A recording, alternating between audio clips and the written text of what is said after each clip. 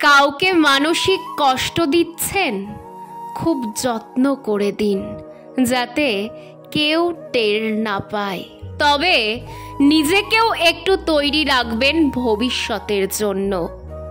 যে কষ্টগুলো আপনি দিচ্ছেন দুনিয়াতেই তার পুরোটা না হলেও মিনিমাম 1/3 ভোগ করে যেতে হবে। যে গোলাকার এই পৃথিবীতে আপনার দেওয়া কষ্টগুলো ঘুরে ফিরে কিন্তু আপনার কাছে ফেরত আসবে একদিন না একদিন।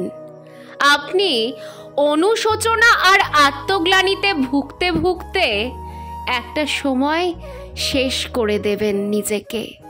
হয়তোবা আপনার সোকল্ড ইগোর জন্য ওই মানুষটার কাছে মাফও চাইতে পারবেন না। সবারই মনে রাখা উচিত, মানুষের দীর্ঘশ্বাস খুব খারাপ জিনিস। সামনে এগোতে গেলে শিকলের মতো পা জড়িয়ে টেনে ধরে। কেউ অভিশাপ না দিলেও প্রকৃতির প্রতিশোধ বলে একটা কথা আছে, ইংরেজিতে যাকে রিভেঞ্জ অফ নেচার বলে। মানুষ ভুলে গেলেও প্রকৃতি কিছুই ভোলে না, সময়ের ব্যবধান মাত্র। কেউ নিজে দোষ করে উল্টে আপনাকে অপবাদ দিয়েছে, নিজের দুর্বলতা প্রকাশ পাওয়ার ভয়ে আপনার অর্জনকে ছোট দেখালো, আপনার শ্রম সফলতার স্বীকৃতি দিল না, ক্ষমতার দাপট দেখিয়ে ন্যায্য হিস্সা থেকে আপনাকে বঞ্চিত করেছে, কথার বানে আপনাকে করেছে ক্ষতবিক্ষত। করুক না, জরুরি না যে সব কিছুর উত্তর আপনাকে এখনই দিতে হবে।